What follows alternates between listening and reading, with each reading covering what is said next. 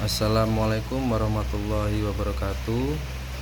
Nama saya Muhammad Nur Hasan, NPM 24610191, kelas RPL. Dalam video ini saya akan menjawab pertanyaan atas tugas UAS MK Teori Portofolio dan Analisis Investasi. Pertanyaan pertama, jelaskan tentang risk dan return dalam investasi serta hubungan keduanya menurut teori portofolio modern. Jawabannya, return adalah keuntungan investasi, sedangkan risk adalah ketidakpastian hasil investasi. Menurut teori portofolio modern, semakin tinggi return yang diharapkan, semakin tinggi resikonya. Namun, resiko dapat dikurangi melalui diversifikasi portofolio. Pertanyaan kedua, uraikan perbedaan antara risiko sistematis, risiko tidak sistematis, serta berikan contoh masing-masing. Jawabannya, risiko sistematis, risiko yang mempengaruhi seluruh pasar, tidak bisa dihilangkan dengan diversifikasi. Contoh, krisis ekonomi, inflasi, dan perubahan suku bunga. Kemudian, risiko tidak sistematis, risiko yang hanya mempengaruhi perusahaan atau sektor tertentu, bisa dikurangi dengan diversifikasi. Contoh, manajemen buruk, skandal perusahaan, atau kerusakan mesin produksi.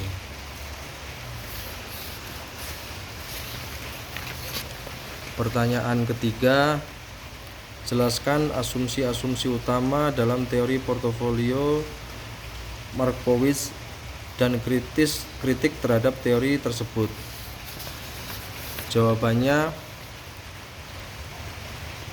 teori portofolio Markowitz berasumsi investor rasional yang ingin memaksimalkan return untuk tingkat risiko tertentu, mengukur risiko dengan varians atau standar deviasi, memiliki informasi lengkap, serta bisa membeli atau menjual aset tanpa biaya.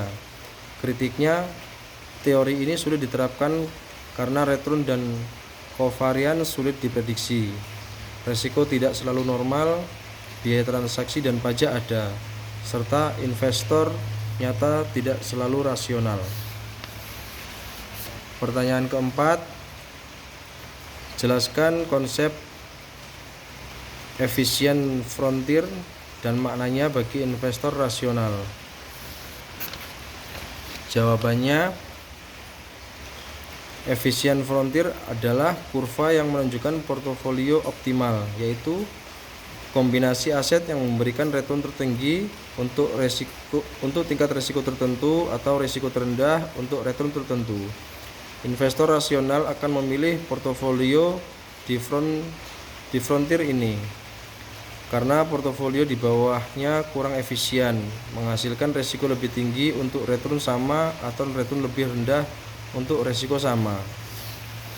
Pertanyaan nomor 5, jelaskan bagaimana capital asset pricing model atau CAPM digunakan untuk menentukan kelayakan suatu investasi saham. Jawabannya, capital asset pricing model atau CAPM digunakan untuk menilai kelayakan saham dengan menghitung expected return berdasarkan risiko sistematis atau beta. Jika expected return saham sama atau lebih tinggi dari return minimum yang diinginkan, saham dianggap layak. Semakin tinggi beta, semakin tinggi risiko dan return yang diharapkan. Pertanyaan nomor 6, dalam konteks pasar modal Indonesia, jelaskan peran 1. Informasi pasar, 2. Psikologi investor terhadap keputusan investasi. Jawabannya, di pasar modal Indonesia, Informasi pasar membantu investor memahami harga, likuiditas, dan tren saham, sehingga mempengaruhi keputusan beli atau jual. Ekologi investor yaitu karakteristik, preferensi, dan perilaku investor mempengaruhi respon mereka terhadap informasi dan iklan operasi, misalnya rilis laporan keuangan atau promosi saham.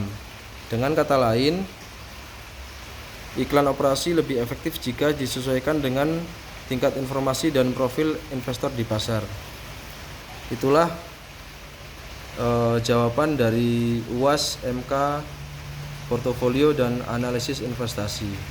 Terima kasih.